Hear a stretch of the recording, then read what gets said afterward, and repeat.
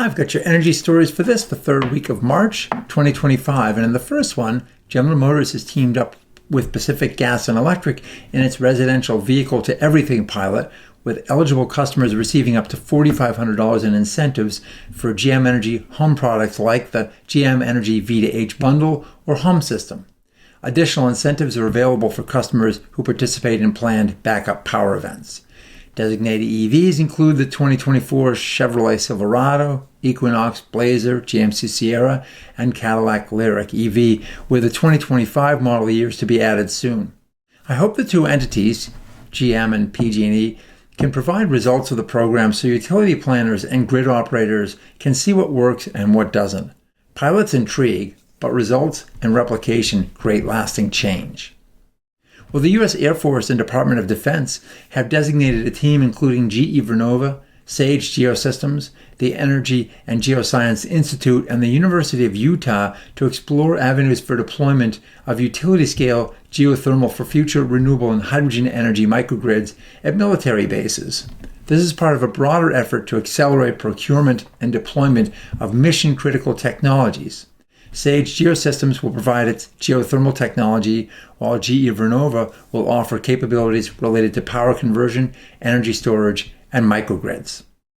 Distributed energy storage company BASE will work with Texas Bandera Electric Cooperative in its residential battery program that offers homeowners battery backup systems.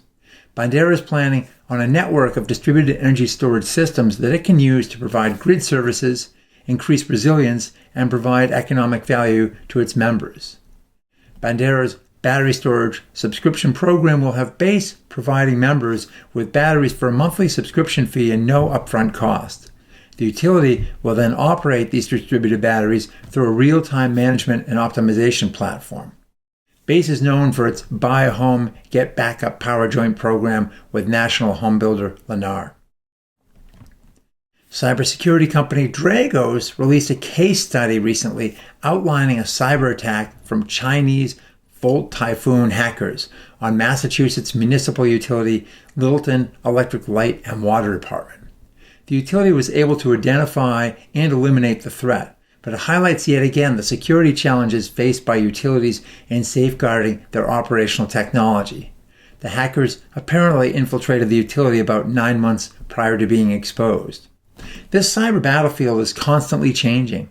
In its 2025 annual review, Dragos identified 9 so-called advanced persistent threat actors with an increased focus on the interface between interconnected IT and operating technologies such as SCADA. The good news?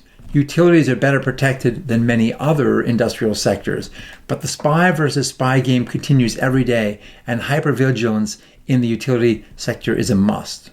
And for our last story of the day, Chinese tech giant Baidu just came out with its newest AI models named Ernie X1 and Ernie 4.5. Where do these names come from, and how does Bert feel about being scorned? The company claims these new models can compete with OpenAI and DeepSeek in terms of performance and cost, with Ernie 1X at about half the price of DeepSeek. Baidu claims its multimodal foundational model, Ernie 4.5, quote, outperforms GPT 4.5 in multiple benchmarks while priced at just 1% of GPT 4.5, unquote. To put some clarity around the terms here, the large language models you frequently hear about are specifically set up to process and generate data based on text, so they're good at text generation, translation, and the like. GPT 4.0 does that. Multi-model foundational models go the next step, building in capabilities to deal with other sources of data such as images, audio, and video. Thus, they can facilitate more complex and various types of applications. So why does this all matter to us in the energy space?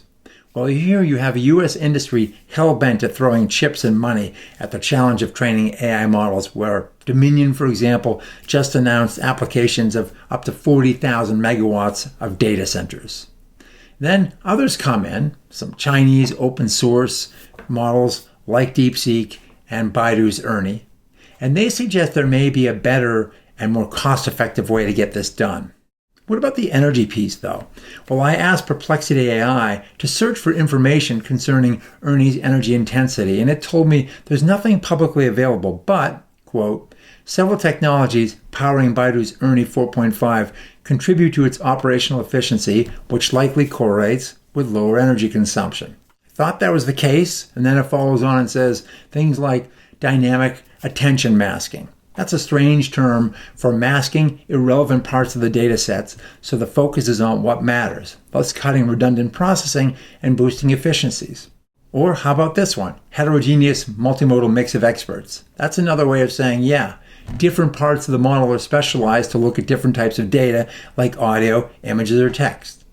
Other approaches were mentioned as well, but I think you get the point.